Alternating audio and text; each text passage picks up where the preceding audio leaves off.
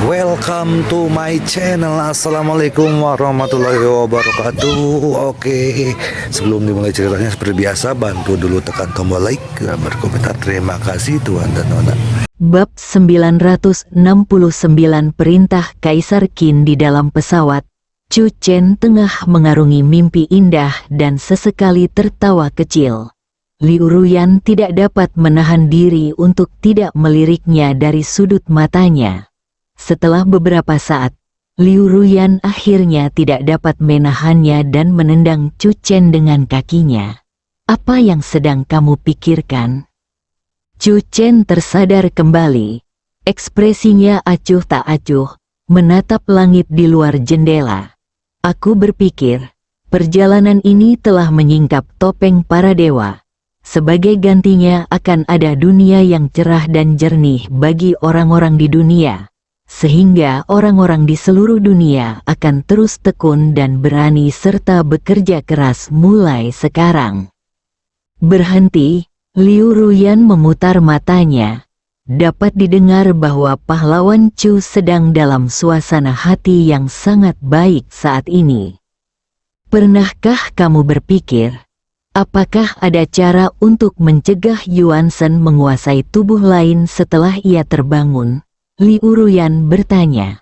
"Kita tidak bisa selalu seperti petugas pemadam kebakaran, bergegas ke tempat yang terjadi keadaan darurat." Liu Ruyan menunjukkan masalah tersebut dengan sangat efektif. Chu Chen merenung sejenak. Berbagai jiwa tersebar di seluruh dunia, dan tidak ada instrumen yang dapat mendeteksi mereka semua terlebih dahulu. Kecuali mereka terbangun sendiri, mengambil alih tubuh lain, dan membuat suara, kita akan tahu. Kalau tidak, kita hanya dapat mengandalkan metode yang selalu kita gunakan. Sambil memadamkan api di mana-mana, kita mengumpulkan batu-batu hamil Tuhan yang muncul di mana-mana dan membawanya ke sini kepadaku. Chu Chen mengusap alisnya. Sejujurnya, ini memang metode yang sangat pasif. Apalagi jika dipadukan dengan kehidupan santai dan indah yang baru saja saya uraikan. Jika kejadian kebangkitan jiwa dan kepemilikan tubuh lain terus terjadi di berbagai tempat, cetak biru saya untuk kehidupan indah akan hancur. "Kakak Liu, apakah Anda punya saran?" Chu Chen bertanya. Liu Ruyan menggelengkan kepalanya. "Tidak." Chu Chen memejamkan mata, menarik napas dalam-dalam, dan mulai berpikir. Aroma bunga yang samar-samar menyegarkan. "Suster Liu mungkin adalah wanita paling harum yang pernah saya lihat." Chu Chen mendesah. "Saya benar-benar tidak dapat memikirkan solusinya." Chu Chen hanya bisa menangkap Liu Siwan. Karena Liu Siwan cukup terampil dalam menangani jiwa. "Aku sedang mencoba membangunkan 3 lempengan batu lainnya." Suara Liu Siwan terdengar agak tidak puas. Setiap kali, Chu Chen akan menariknya keluar dari cangkang Changtian saat dia lengah. Perasaan kehilangan kendali ini membuat si jenius sekte pedang abadi Susan merasa sangat tidak bahagia. Ada 36 lempengan batu di dalam Changtian Bei milik Chu Chen. 33 dari mereka dibangunkan oleh Liu Siwan semalam. Adapun 3 orang sisanya, Liu Siwan telah berusaha keras selama beberapa waktu, tetapi dia tidak dapat membangunkan 3 lempengan batu di dalam batu hamil dewa. HMPH. Mereka tidur begitu lama dan mengabaikanku. Liu Siwan tampak agak agresif. "Aku bersumpah, saat mereka bangun, aku akan menghajar mereka." Setelah Liu Siwan selesai berbicara, dia menatap Chu Chen dengan bingung. Hati nurani langit dan bumi. Orang ini benar-benar memergokinya saat dia tidak minum. "Ini luar biasa. 100.000, saya punya pertanyaan.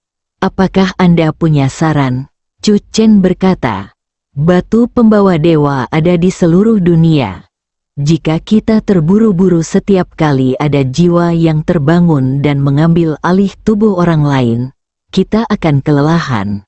Apakah Anda punya metode yang dapat menyelesaikan masalah ini untuk selamanya? Ternyata dia ingin menanyakan sesuatu padamu. Liu Siwan langsung terdiam. Batu-batu hamil dewa tersebar di seluruh dunia. Aku tidak tahu seperti apa suasana migrasi besar para prajurit saat itu, dan berapa banyak prajurit yang memilih untuk bertahan. Memang ada beberapa batu hamil dewa yang tersebar di seluruh dunia sekarang. Liu Siwan menggoyangkan pedang birunya. Jangan bermimpi, kecuali Kaisar Qin kembali. Siapa yang bisa memimpin Yuan Shen yang baru saja bangkit? Kaisar Qin telah kembali. Chu Chen menatap Liu Siwan dengan bingung. Kamu tidak tahu status Kaisar Qin di dunia seni bela diri saat itu. Liu Siwan berkata dengan suara keras. Dia tidak termasuk sekte manapun. Tetapi semua sekte harus mematuhi perintahnya. Begitu perintah Kaisar Qin dikeluarkan, semua orang di dunia seni bela diri akan mematuhinya. Untuk saat ini, Liu Siwan berkata sambil tersenyum menggoda. Mengapa kamu tidak mencoba perintah Kaisar Chu dan melihat apakah itu berhasil? Siapakah di antara jiwa-jiwa yang baru saja terbangun dari tidur lelap 2000 tahun lalu yang tahu tentang perintah Kaisar Chu yang disusun secara spontan oleh Liu Siwan ini? Liu Ruyan menggelengkan kepalanya saat mendengar ini. Namun, ketika dia melirik Chu Chen, dia melihat bahwa Chu Chen tampaknya siap untuk bergerak, jadi dia tidak dapat menahan diri untuk bertanya, apakah kamu benar-benar akan mengeluarkan perintah Kaisar Chu? Liu Siwan juga tercengang. Saya hanya bercanda. Tentu saja tidak. Chu Chen tersenyum. Mereka berasal dari Yuan Shen 2000 tahun yang lalu. Mereka tidak akan mengakui perintah Kaisar Chu, tetapi hanya perintah Kaisar Qin. Kupikir kau benar-benar ingin mengirim Kaisar Chu. Suara Liu Siwan tiba-tiba terhenti. Dan Yuan Shen berbentuk pedang tiba-tiba bersinar, mengekspresikan kegembiraan emosionalnya. Kau menginginkan perintah palsu Kaisar Qin? Pikiran yang sama terlintas dalam benak Liu Ruyan hampir pada saat yang bersamaan. Chu Chen ingin memalsukan perintah Kaisar Qin. Pemalsuan itu sangat buruk. Itu seperti meminjam. Chu Chen berkata, karena perintah Kaisar Qin berguna, sebaiknya kita meminjamnya dan menerbitkannya di seluruh negeri, memerintahkan semua jiwa untuk tidak mengambil alih tubuh lain sesuka hati setelah bangun, dan untuk menunjuk tempat tertentu untuk berkumpul. Mulai sekarang, tempat itu akan setara dengan kantor perekrutan kita yang berjumlah 2000. Apakah ini benar-benar akan berhasil? Liu Ruyan tidak dapat menahan diri untuk bertanya. Chu Chen menatap Liu Siwan. Benarkah tidak ada seorang pun yang berani menentang perintah Kaisar Qin? Itu benar. Suara Liu Siwan sedikit bergetar. Namun, tidak ada seorang pun yang berani memalsukan dan meneruskan perintah Kaisar Qin. Liu Siwan benar-benar takut. Dia adalah orang pada masa itu dan tidak pernah berpikir untuk memalsukan perintah Kaisar Qin. Menyinggung Kaisar Qin adalah kejahatan keji. Bahkan sekte pedang abadi Susan yang asli dapat dihancurkan kapan saja jika Kaisar Qin menginginkannya. Kaisar Qin Yu merupakan raja setingkat kaisar yang tak terbantahkan pada masa itu. Satu-satunya, dan sekarang, Chu Chen benar-benar ingin berpura-pura menyampaikan perintah Kaisar Qin. Jangan memintaku mendapat masalah. Suara Liu Siwan bergetar. Tidak ada yang berani mengarang cerita palsu. Bukankah itu berarti bahwa begitu perintah Kaisar Qin muncul, jiwa-jiwa dari 2000 tahun yang lalu akan mempercayainya tanpa keraguan? Selain itu, bahkan jika mereka ragu, karena ini menyangkut Kaisar Qin, mereka mungkin akan berpikir 2 kali sebelum mereka ingin mengambil alih jiwa itu. Chu Chen merasa bahwa metode ini semakin layak dilakukan. Khususnya, setelah merasakan perubahan emosional dari keajaiban Sekte Pedang Abadi Susan ini, Chu Chen mampu merasakan teror dari mantan Kaisar Qin. Apakah kau tahu seberapa serius konsekuensinya jika kau menyinggung Kaisar Qin? Liu Siwan ingin kembali ke Chang Tianbei dan tinggal dengan tenang. Di luar sangat berbahaya. Aku benar-benar tidak bisa menerima ide gila Chu Chen. Chu Chen tidak bisa membujuk Liu Siwan, jadi dia hanya bisa menyerah dan menghela nafas. Lupakan saja, aku tidak akan memaksamu. Liu Siwan menarik napas lega. Setelah banyak bicara, dia akhirnya membuat orang ini menyerah pada ide mencari kehancurannya sendiri. Meski ini adalah dunia 2000 tahun kemudian, Kaisar Qin memiliki kekuatan untuk merobek kehampaan.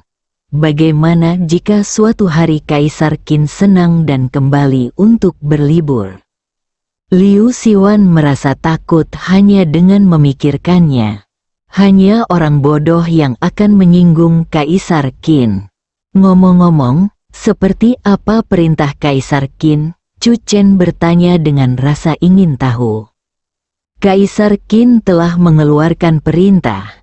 Siapapun yang memalsukan perintah Kaisar Qin akan dibunuh tanpa ampun. Liu Siwan segera memberikan analogi yang sangat bijaksana kepada Chu Chen.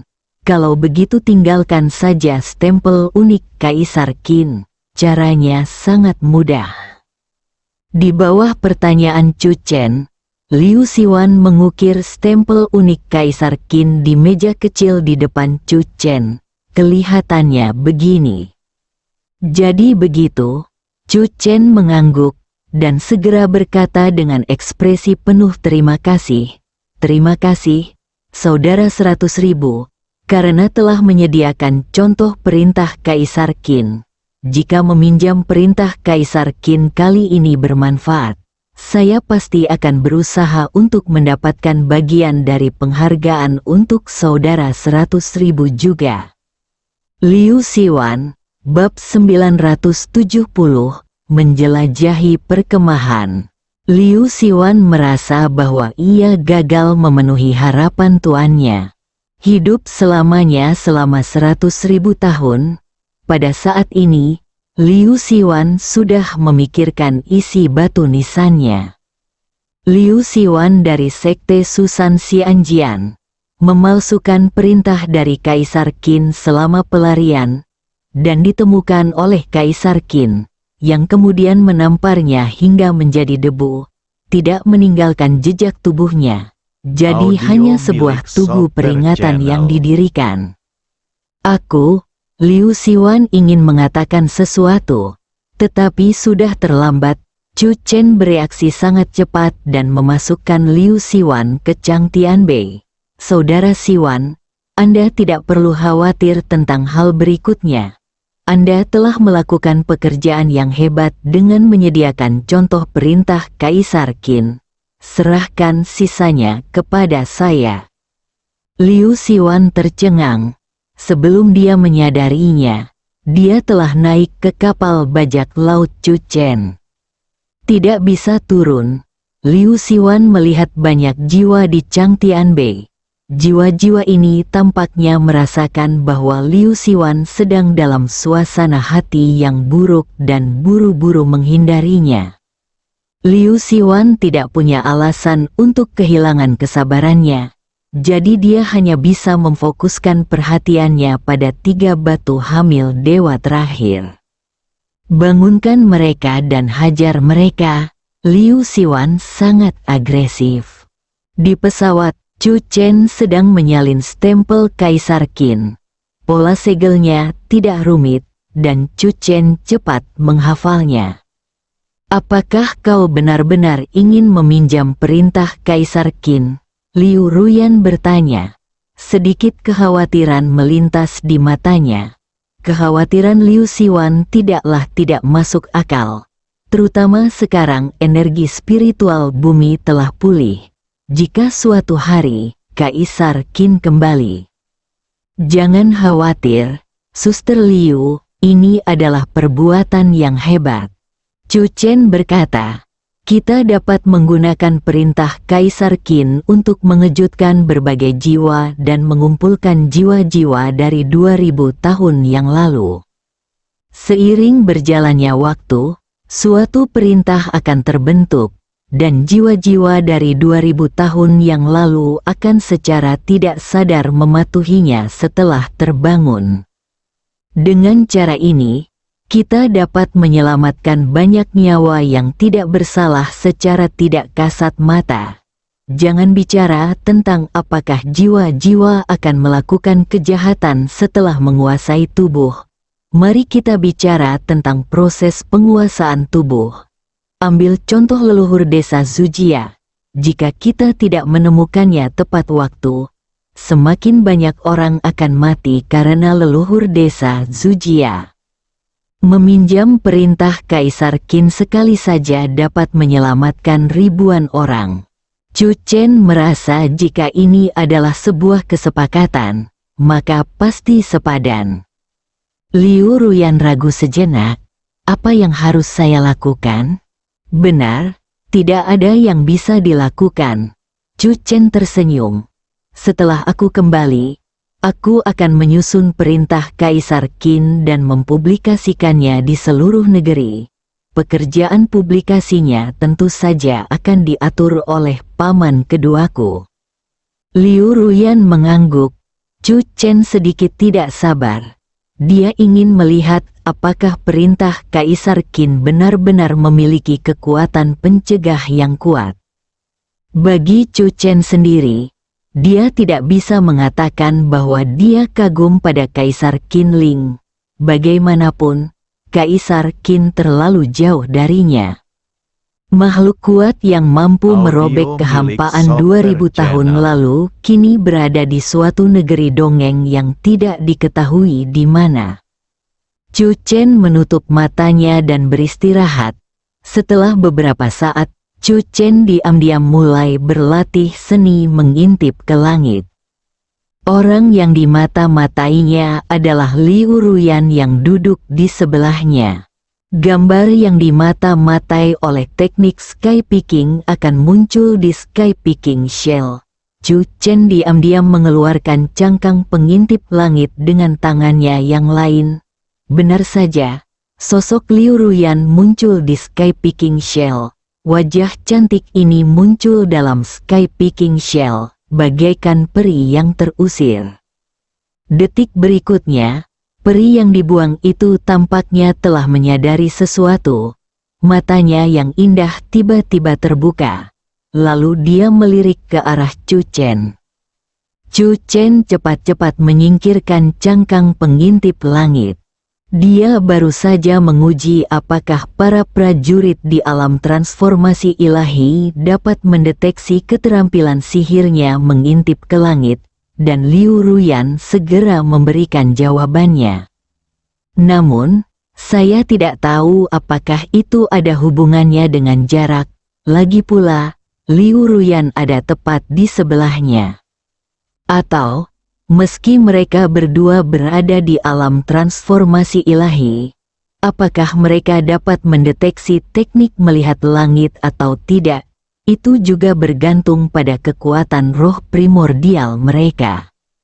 Ini semua adalah hal yang perlu dijelajahi Chu Chen secara perlahan. Jangan gunakan sihirmu untuk melihatku di masa mendatang. Liu Ruyan melotot ke arah Chu Chen. Orang ini berpura-pura seolah tidak terjadi apa-apa. Pesawat khusus yang membawa 2.000 mendarat di Bandara Internasional Beijing. Untuk menghindari kekacauan di bandara lagi, kepulangan Chu Chen ke kota kali ini dirahasiakan sepenuhnya. Karena tidak akan ada misi untuk saat ini, Liu Ruyan mengucapkan selamat tinggal kepada Chu Chen setelah tiba di bandara dan pindah kembali ke Yangcheng. Chu Chen merasa sedikit menyesal. Saudari Liu cukup cocok untuk posisi sekretaris di kantor Menteri Chu. Namun, ketika Chu Chen mengusulkan hal ini kepada Liu Ruyan segera memutar matanya lagi. Aku akan kembali dan mundur selama beberapa hari. Jangan mengendur. Mungkin kekuatanku akan segera melampaui kekuatanmu. Liu Ruyan tidak bercanda. Chu Chen juga dengan jelas menyadari bahwa kekuatan Liu Ruyan telah meningkat pesat setelah dia menerobos ke alam Qi. Seperti halnya bunga, setelah melalui masa pertumbuhan yang panjang, ia tiba-tiba mekar menjadi bunga yang menakjubkan dengan keindahan yang tak tertandingi.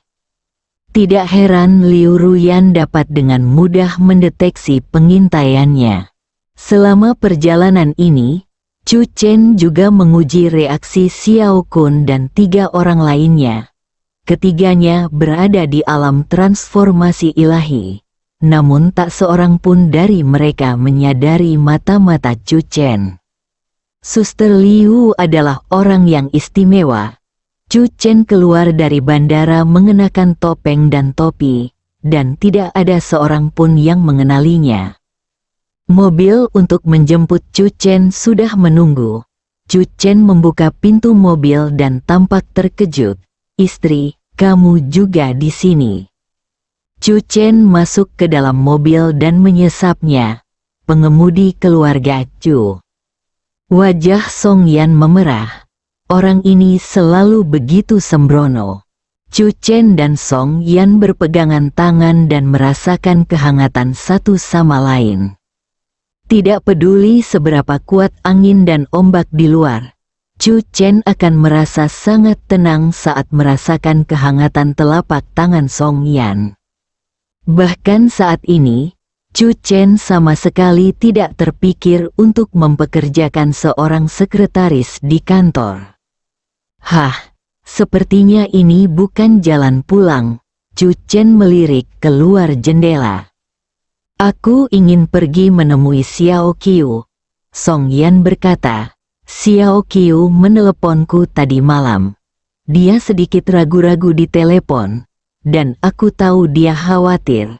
Ini pertama kalinya Xiao Qiu jauh dari rumah dalam waktu yang lama sejak dia masih kecil. Kali ini dia terpilih untuk datang ke Beijing untuk berpartisipasi dalam pelatihan khusus KAM rekrutmen elit. Sebagai saudara perempuannya, aku harus pergi menemuinya. Dan sebagai saudara ipar, aku harus pergi menemui saudara iparku."